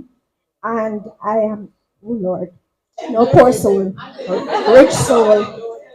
I'm starting to understand my worth, and one of the things is I get afraid Mm-hmm. sometimes Of as what to though? Be specific to me. That's the reason I'm I'm asking. afraid of the success sometimes because it's you're taught to have a safety blanket for most things in your life. So, and it's nothing against what we were taught growing up. It's what's been transferred, like trauma that's been transferred from one parent to the next. You only achieve so much or whatever the situation is. So you're like breaking generational curses. But sometimes you get afraid as to the what if, the thought of just jumping into the unknown But what? All without. right, I'm gonna cut you there. I don't think you're afraid of success. You're afraid of failure. And there's nothing, what's the worst can happen if you fail? It won't kill you. I said, darling, I've done 10 businesses. I've failed, I've tried, I've owned the bank, I've owed the bank, I've owed people, I've think, and I'm the first one telling, how you doing? I said, broke but fabulous. Because, the worst, you cannot, you have to accept the worst that can happen is that, and you can't fail if you're trying. You only fail when you're doing nothing. So it's okay to fall flat on your face, but every time get up. That's all you have to do is get up. And sometimes get up mean not having the BMW again. I lost the BMW when I closed my first wine bar, but it didn't define me. And when you stop making your net worth become your self worth, you're afraid of nothing. And that is it. You're not afraid of success, you're afraid of failing. And it's okay to go back and take the bus sometimes to get where you want to go. I mean, none of us, see, all of us here, no, I didn't get up and look fabulous every day just like that. It was a process. It was a process. We're all processing. And that's what you have to. And Jan hit the nail on. Odette, who said about the parents owning the house? Jan. It didn't happen overnight, darling. We're all in our senses. And I still don't have the chateau in France. So it's not everything we have, or you see us, we have everything we want. So failure is not fatal. But you know what is fatal? Is to sit down on your rocking chair by yourself and go, what if? And the only way I tell people when people say, oh, I want to do this and I said, the only way I know if something will work or not is to do it. Is to do it. Then you remove all doubt. If it doesn't work, you go, okay, wrong time, wrong concept, wrong location, wrong place. So be audacious, darling. But remember as well that the community must rise up to support you because it sounds wonderful, to say, okay, if you're driving a car, you take the bus, but the society, we have to change how we look so that you don't feel that at your tender age that you are I'm not that failing. tender. Yeah, well, whatever. If I may add, Um, if I may add, I want to just say congratulations for standing up and sharing a bit of you with us. I just want us to join hands in congratulating her. and unfortunately, we have run out of time because, yeah, I was just told, but we have one, two questions. Okay, two more. Okay, I'm just following instructions. Okay, Evening, everyone. we can hold on. We have 5 more minutes, so that's fine. Hi, Yes, I am. Sam. Yes, I am. Yes, Sam. What do you want me to speak about? The broken You can pants? speak about anything, Sam. I commend all the strong ladies that are sitting on the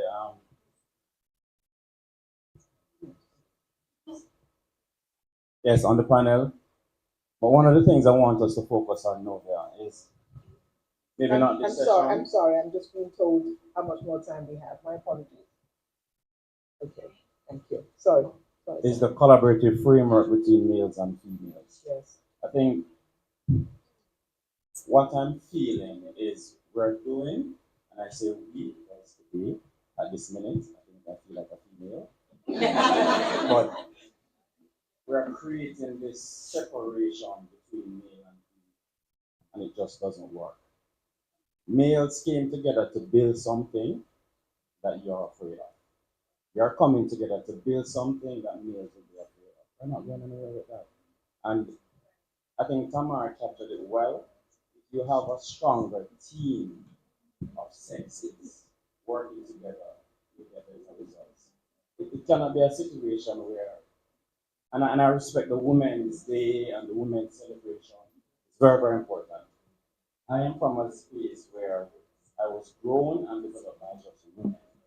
FYI, I live with only women. Only women. But it is important for us to recognize that the male frame is important in the woman. And it's also important for us to recognize that the woman is that missing rib of from male. How do we come together, still celebrate the 85% graduation, and that 15% builds the others into making it a 50-50 relationship? It cannot be a situation where we are separating ourselves from society as a sex versus another sex. And I'm not discrediting all that has been discussed, guys. I'm just concerned that we are not seeing how we can come together. I've worked with, you would know, Joy.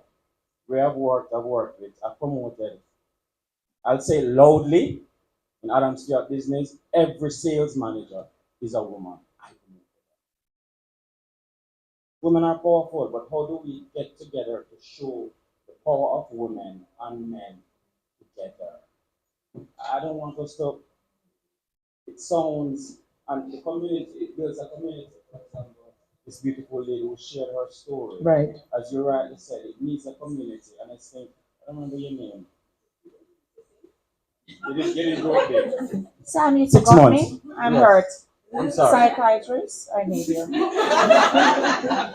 traumatized. Maybe I need her. Maybe I need her. I'm traumatized. Cecile, I'm sorry. I'm really sorry. But you said it, we need the community to build this audaciousness that you want as a person. We cannot do it alone. And I respect all that we're doing with the purple, but I'm wearing the purple. But I want us not to discuss just we as women. Celebrate the successes. I've worked with women who are my bosses and who I am boss for, and decide how do we build a community of men and women respecting each other, building each other, and growing together. Maybe it's another discussion. Maybe it's not this forum, but I don't want us to separate ourselves. No.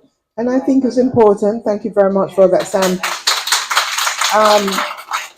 Just to say that, gender equality, looking for inclusion, etc., doesn't mean that it's a hate campaign. We're not male bashing. We're just I think it's just trying to catch up, Sam.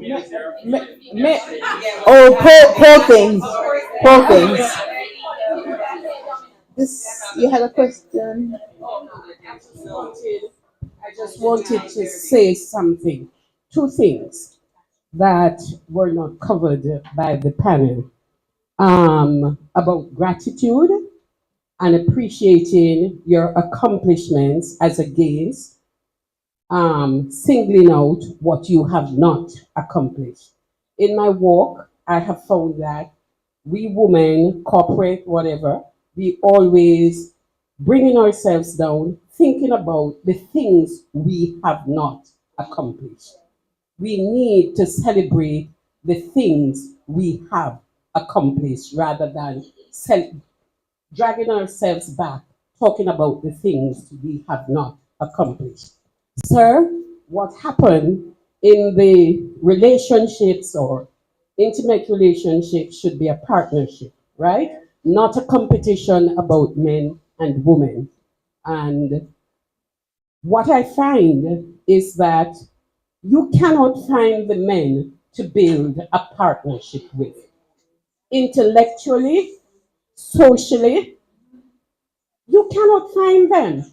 You cannot find them to. That's So, facts. sir, you cannot find them. If you decide to step down. Probably not the right choice of word about stepping down, but to date a plumber or yeah, a carpenter or so, mechanic. It's a problem. They don't speak our language. They don't understand the way we operate, and they're intimidated. And it's a battle. It's a battle always to, you have to be soothing their egos. You have to be holding yourself back to accommodate them. And yes, dimming your light and all those things. So, sir, it's not that we are trying to build separately and not having collaboration with the male. But intellectually, I find you can have a conversation. Mrs. Alfaranga, I would love Novio.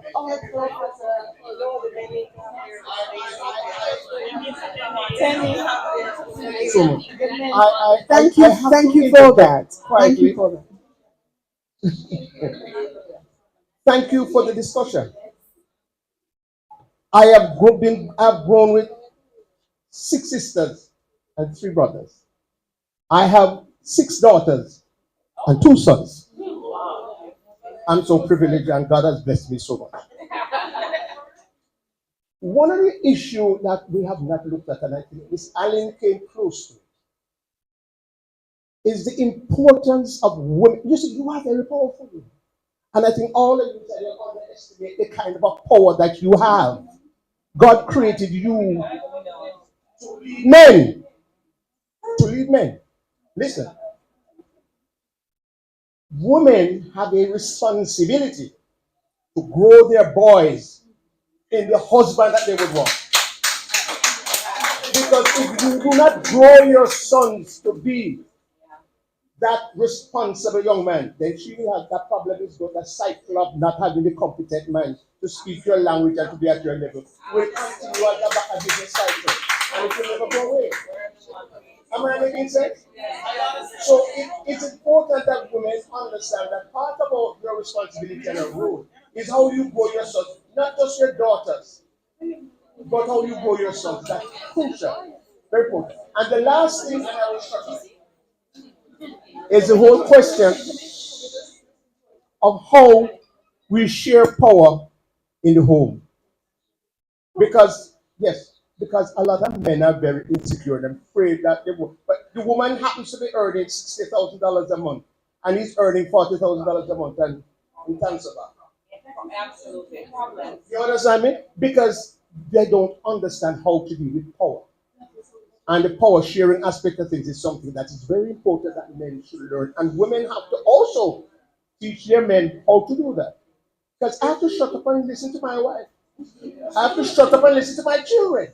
And right now, I have to shut up and listen to my grandchildren. Because that's another generation.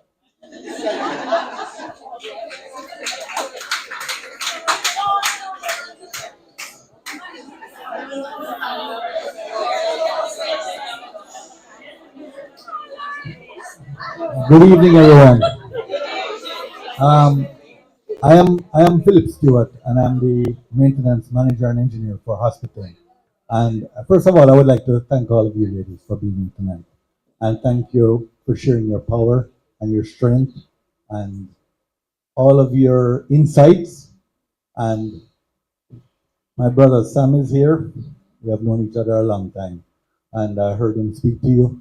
And I just wanted to share with you one thing because you spoke about raising your sons to be men, to be strong men. And in Jamaica, our culture has changed that from I was a boy.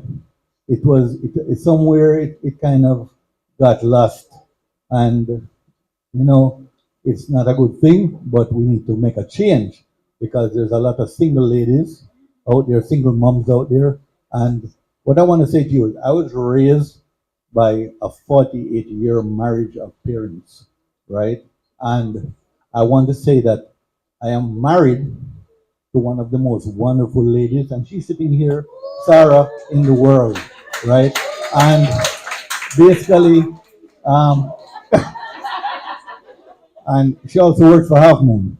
But the point is that I'm trying to make is that she I am ex-military and I'm a very hard man to live with, right? But I'm also full of love from my parents and understanding and cherish that, okay?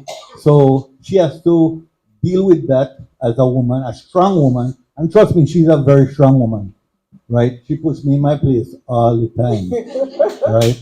And I'm just saying this to you because we have to be strong as men, we have to be strong, and the women have to be stronger because, if we go back to scripture and Bible, it says that behind every successful man is a woman. Is a strong Right, all right. What I'm saying to you is that we need to grow and be strong, right?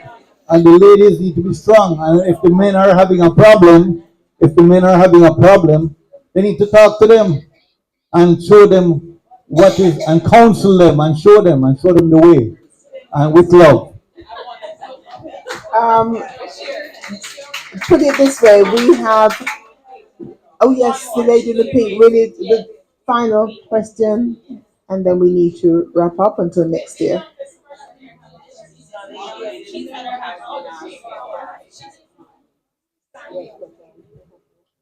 Good evening, everyone. We spoke about the glass ceiling being broken and how that 75% of women are in management, but I think it's a case where the 75% of women are in middle management. So they are mostly placed in that position as a placeholder to give a sense of inclusion, and the men are the ones who are in control and make the decision. So if you guys see this in your spaces, what practical advice would you give women? We'll ask Joy to answer. Absolutely. And I agree with you that there are some placeholders, but I also know that there are some senior positions that women are holding, and there is a deliberate act to ensure that women get to that place of the top job. In corporate, I personally have declined top jobs. Again, it comes back to the individual choice. There are things that are accompanied with that top job that I personally am not interested in. So it's not it does give me peace of mind to say that I am at that top of the job, because there are other things that I want to free myself to do besides my corporate job. So there are ladies who could make it to that position and have opted. I'm one of them not to do that. So yes, and I agree. I may be far and few between, but I believe strongly that if we want that position as women, we can. So I'm guided by the belief. My belief system is I'm a Christian, and Genesis 1 verse 27 tells us that we are all human beings, men and women, created in his likeness and his image. So we're equal to, we're not competing, we're not superior, we're not inferior, we're equal to. And so within all of us is this intrinsic value that we have to get up every day and know and believe and live it. So if you are an individual as a female that wants to do that, there are several things that I think women needs to be consistent. First, you have to know what you want to do, have a standard, and consistently live on that standard. Be committed. A lot of women are committed today, but when they get to the stressful part of the job, they don't really want it. They fail. They fail themselves. They stand in their own way. So you have to be leading with compassion, help others, and show others how to get that job done. Conscientious. Have a standard that you know is the standard that you want to achieve, and consistently apply yourself to have that standard remain relevant. There are certain things that you have to consistently do. And as I said before, women have to work 10 times as hard as men to get that. Is that what you want to do full time? To continue to work in a CEO position 10 times as hard as the men to get the same pay and possibly visit the cardiologist? And I don't want that for myself, but I do believe that it is possible. I do believe if I wanted that top job, I could have had it. I've been offered positions all over. Digital has 36 markets and now down to 25. And there are a lot of leaders in the CEO roles in other parts of the world. And they're doing their jobs and they're doing well. That's what they want. A lot of them are single. A lot of them are not raising families. But are you willing to sacrifice your family life and raising your own children to chase a CEO job? That's not what I would want. But if that's what somebody wants, follow your dreams. So You're I tell equal you, to. I want it. So let me tell you how you go about it. You have to be clear on where you're going to go. Numbers are meant to change. So you're going to challenge what exists. And you have to pay attention. In every space you occupy, you add value, and you add value, and you add value, and you exceed expectations. No one, no matter how they feel about you, about your gender, about how you look, they can't deny value. And the next thing is never get caught up in the limelight where you forget to be successful. You always make sure that you're growing. You see, when you know what it is that you want, you'll fearlessly go after it. So if you want the top job, you build it. When I came to Mobay, I wanted my school to be the top school, and I'm building it, and I'm going for it. And too bad if nobody else wants it, because it's gonna be it. And you're gonna be, you know what they say, you're going to be tired to see me. You're going to be tired to see us. So you keep going for it, and you have to be careful too where you have certain conversations, because not everyone will be aligned. So you go where you will get the help. You want it, go for it. Novia, Novia, Can tomorrow add so much value that your value outweigh your gender. Yeah. Because anybody can have what you want in life, it's just what you're determined to give up for it. Chef, Just say something to I've been wanting to say something since the young lady from Royalton, well, yeah, the Royalton shirt on, and then this young lady in pink as well. Um, I'm hearing a little bit of fear, and maybe I think you spoke to it. One of the things I will say, I'm in hospitality too. I've always had managerial positions. One of the things I've noticed with women, not just in hospitality, but probably especially in hospitality, is they're afraid. And they're afraid of their male counterparts, their male managers. They're afraid that when they feel disrespected, that they're not able to speak.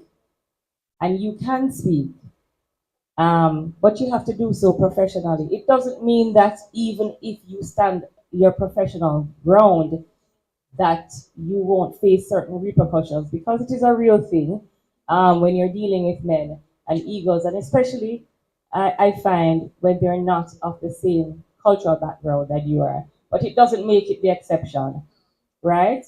So I think a lot of persons said it in different ways. Don't be afraid. Don't be afraid to give your ideas. Don't be afraid to add value, because that is what they're looking for. Don't be afraid to be specific about the tasks, the job that you've done and your performance. You have to perform, but also don't be afraid to stand your ground and understand your value, right? And if somebody, for example, speaks to you poorly, in a disrespectful way, don't be afraid to professionally say it's not okay, but also understand that you may have repercussions. I just wanted to add to the conversation something that I, as a young professional, it was hard for me to swallow, but in terms of being able to advance in my career, it's something that I had to learn and accept. And that is how to navigate in the space that, is male dominated. And that required a lot of emotional intelligence, right? That little nugget right there, there's emotional intelligence and wisdom. There's nothing wrong with audacity, with being audacious. There's nothing wrong with that. There is nothing wrong with being a strong and powerful woman. But you have to know how to temper that. You have to know when you speak loudly and you're bold, and then you have to know when to negotiate, and you massage your words and that kind of thing. It is very important for us to apply emotional intelligence to get ahead in any industry, any workspace, and to survive. I remember a manager once told me, she said she was giving me some coach and counseling, and she said to me, to survive in corporate, you have to learn to be a diplocrat. And yes, she said that you have to learn to be a diplocrat.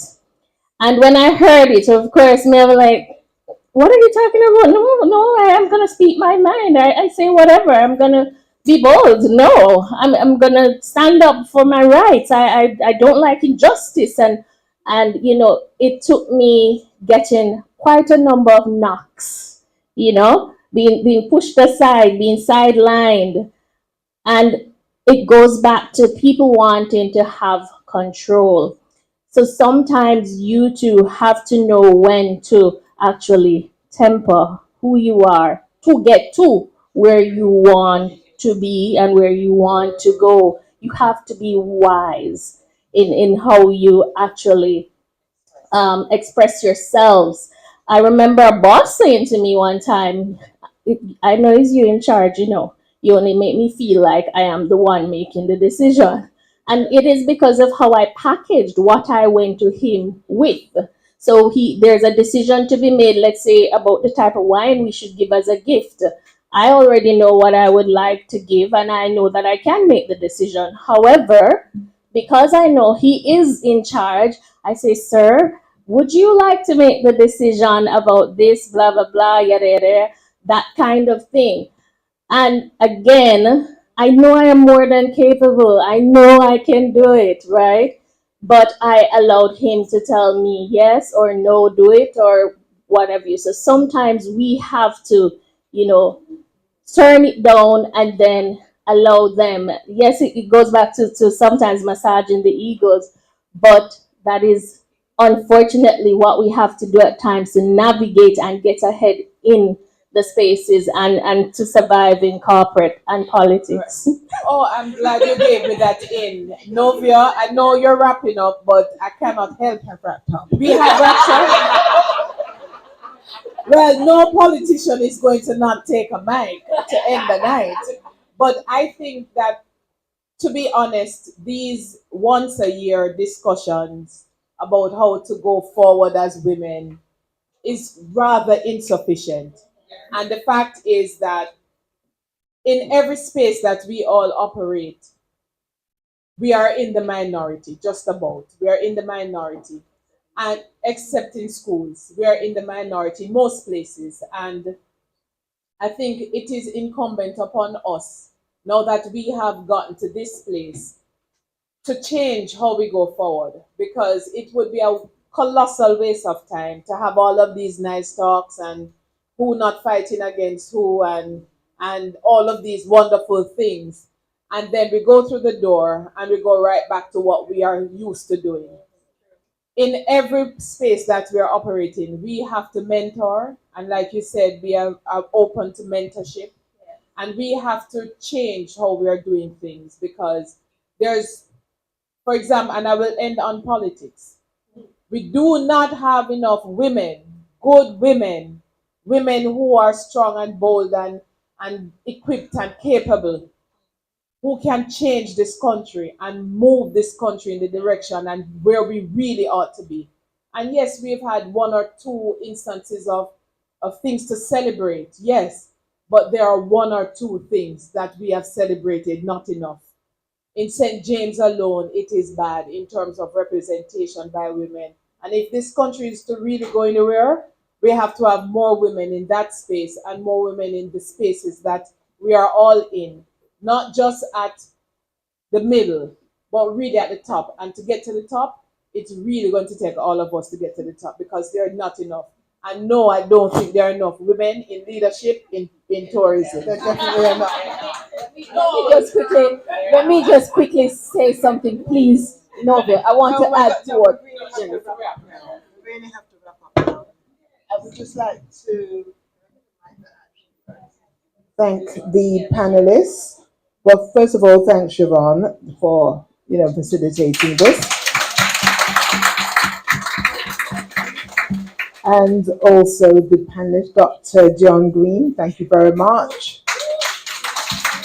Tammy Elliott, Director, Human Resources, Secrets and Breakfast Resorts. Cecile Levy, Lifestyle Curator, Entrepreneur. Joy Clark, Director, Corporate and Government Relations at Digicel. Senator Janice Allen, Opposition Spokesperson on Tourism and Linkages.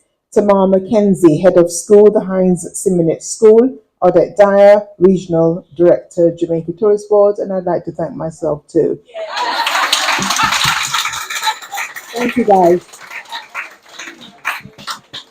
Okay, before we go, I'm going to ask Kamisha to do the vote of thanks. But before that, I just want to, on behalf of Hospiten, to say thank you to all the ladies and gentlemen in the audience. And thanks to Hospiten for allowing us to host this event. I came up with this idea having a conversation with Kamisha, and I had no idea that this would be the fruition of that discussion. And so I know today, I learned today that we need these type of conversations. I know we host these forums from time to time, but thank you, ladies and gentlemen, for allowing us this opportunity to talk with you and discuss with you today the need that we have in this space as women. I know the men are strong about partnership, and so are we. But this is our day, and I think we should have it. I am all for partnership. We go together as one. But as we are celebrating us today, let us take a moment to clap ourselves. And I will end by saying the best way to know that you are engaged is to see how many persons are looking at the phones. And I was looking around and I saw no one on their phone. So we were totally engaged today. So thank you so much, and thank you from Hospiten. We will meet again. And Novia, I'm sure you will allow, and you will be our moderator again, right? Yes.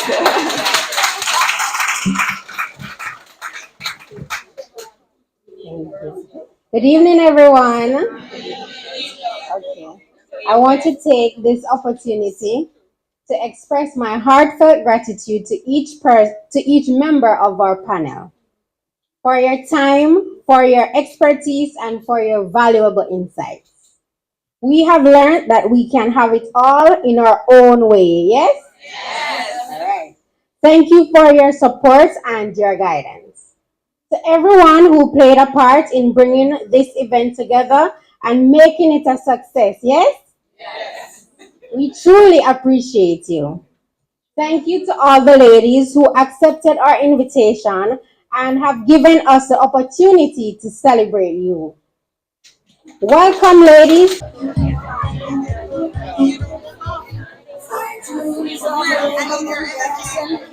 Sweet dreams of passion through the night. Sweet dreams of taking over. Sweet dreams of dancing through the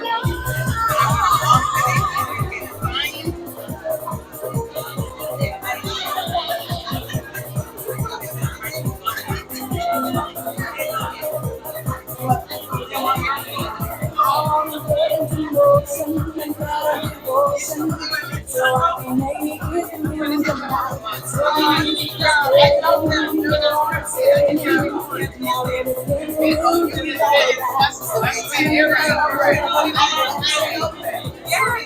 So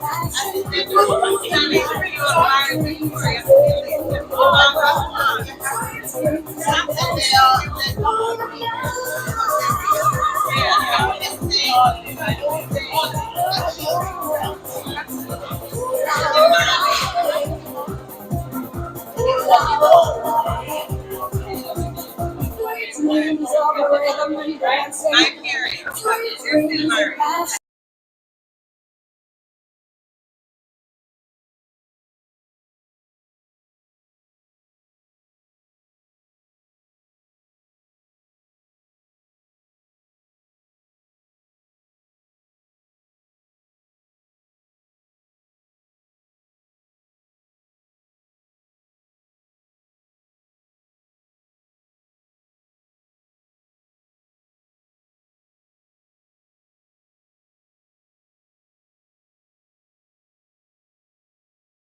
Uprising.